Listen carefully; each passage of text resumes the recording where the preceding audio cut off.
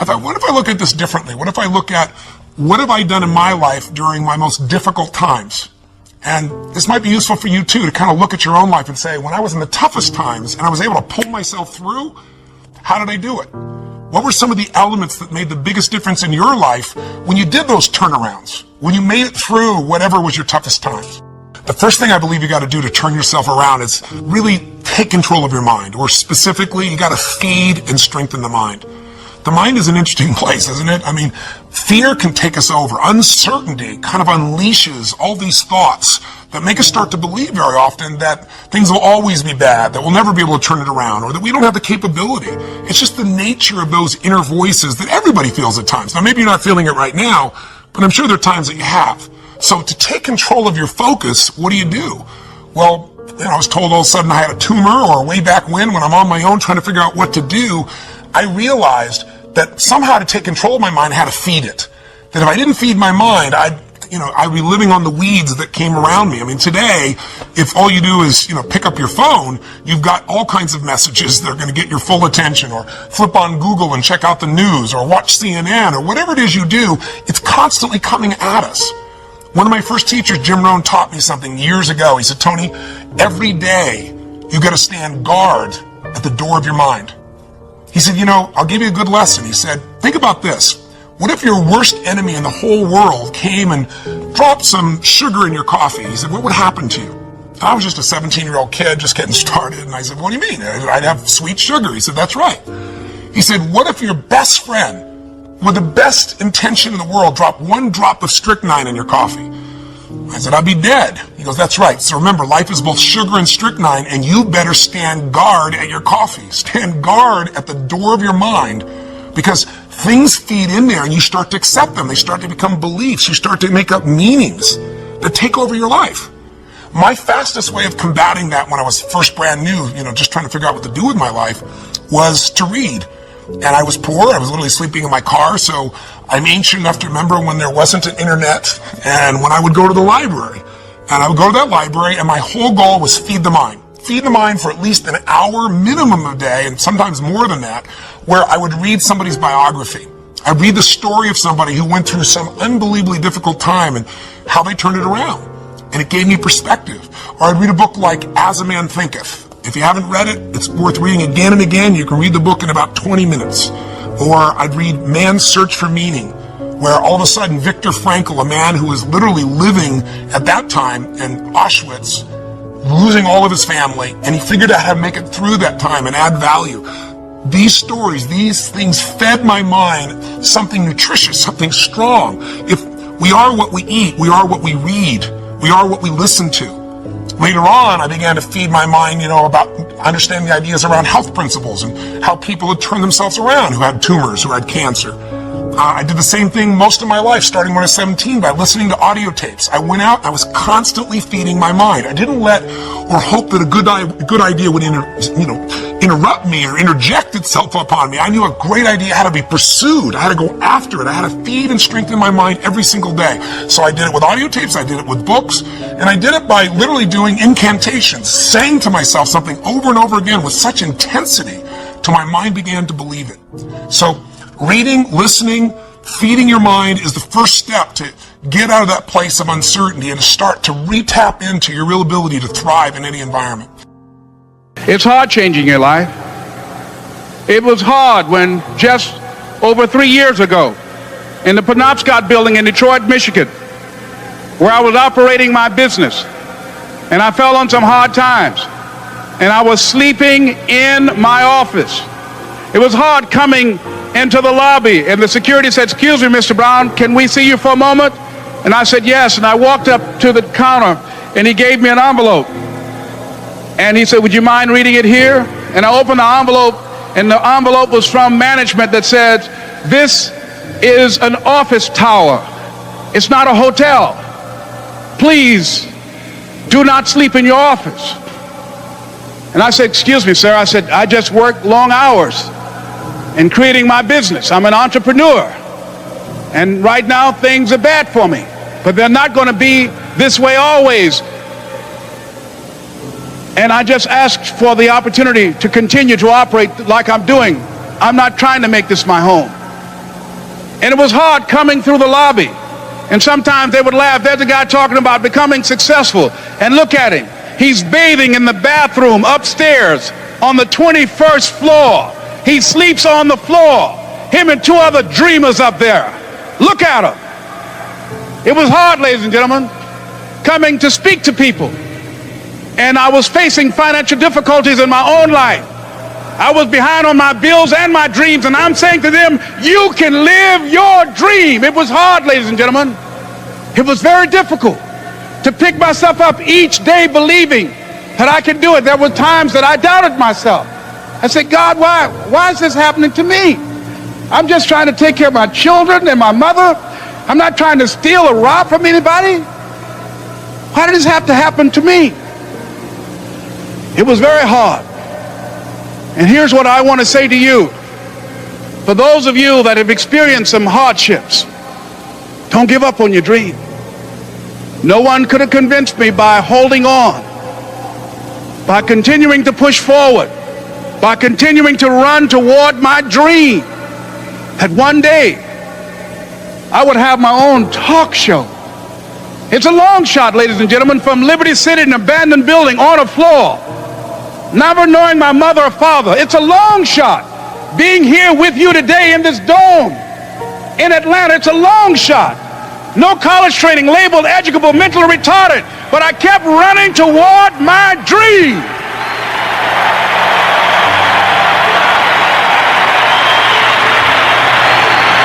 Don't stop.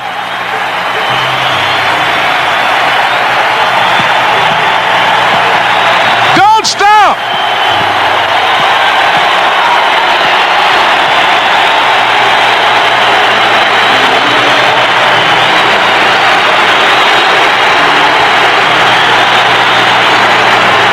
Stop running toward your dream. Here's what I discovered that happens to you in life, that you will go through things, and while you're going through them, you can't understand why it's happening to you. But after you go through it, you get back and you look at it and you say, oh, now I understand why I needed that lesson.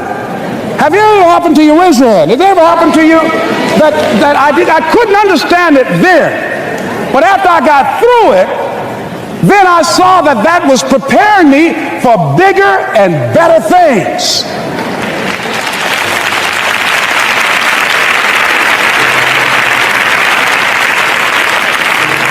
That as you go through the challenges of life and you look at it and embrace whatever comes to you, don't run from it. Step toward it. Don't try and duck it like most people do. See, most people want it easy. See, easy come, easy what? Easy go. See, but when you go at what you're going to deal with and you deal with the difficulties of it, when you handle those hard things close at hand, making those hard decisions right now that you don't want to make, learning those things that you don't like to do, but you know that in order for you to get where you want to go, this is one of the hoops that you have to flip through. And I'm saying to you, whatever you got to do it, because if you don't, life is going to whoop you until you surrender and say, okay, all right, I cooperate, okay, I learned, okay. It had to wear me out a long time. So if it's hard, then do it hard. When times are difficult, try to find every single day 3 things that you can do. I mean, just set 3 goals for the day. I know that sounds so simple, but as a blanket strategy, it works.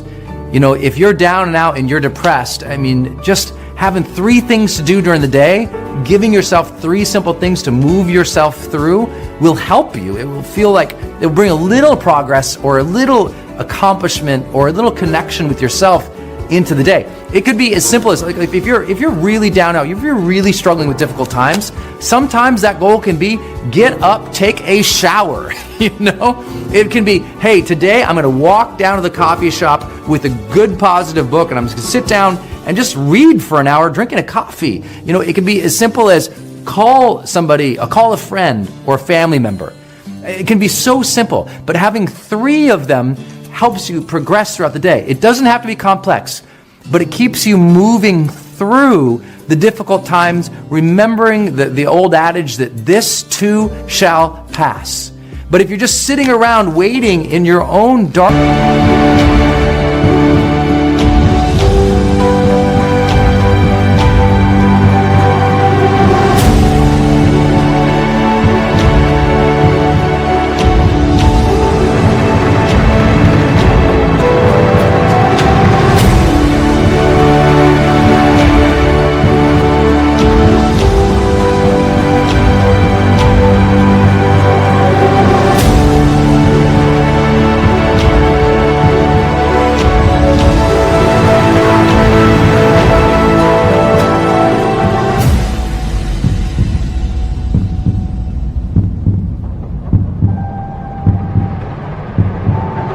darkness and your own just sadness or depression or frustration, waiting for it to pass and not having any, what we call in psychology, personal agency in your life. You're not taking any action to move that ball forward, then it can get really frustrating. So just set 3 small goals for yourself during the dark times every day. Just knock them off. Just 3 little goals. No matter what they are, just move towards them, get those done, and you'll start to feel a little bit better over a period of time. I would say the next thing to do is just keep perspective. And that's the hardest thing to tell somebody when they're going through a hard time, because, you know, it's so easy to say, well, you don't understand me, or this is so hard, or this is the worst time in my life. And some of that might feel true. And it might be true. It might be one of the most difficult, trying times of your life. And all we can say is keep perspective. We can't say keep perspective other than just say, you know, there have been good times. Remember them. Don't cut loose of those good times in your memories just because now your focus is on the dark times. Remember those times that were better. Remember those times in which you did connect with others, that you did create, that you did take action. And remember also your strength. Because it's so easy when the times are dark to just focus on all the things that you're doing to screw it up, or all the things that people are doing to mess with your life, and you forget the incredible power that you have. I mean, it is an amazing miracle. If you're looking for the miracle, you already got it. That miracle that you've been given the power of choice and will to direct your own attention each day, to direct your own attitude each day, to direct your own actions each day, to direct your own affections and emotions out into the world, that you control those things, that you can move those things, that you can shape those things. That's the miracle. You are the miracle. You've been waiting for something to show up and change, and I just say, you've already been given the gift. Now you have to activate it. So when it's difficult, keep perspective on the fact that there have been good times. There will be more good times. That even if you are struggling personally, you still have that great freedom that has been given to us, and that choice, that gift of free will to start directing yourself. So start remembering your strengths and start directing yourself again, because there are a lot of people who are biting their fingers in fear that they might lose their jobs. But there are few people who have decided within themselves, I'm going to make it. Some people aren't waiting to be cut. Some people are moving on their own because they feel within themselves, I've got what it takes to make it.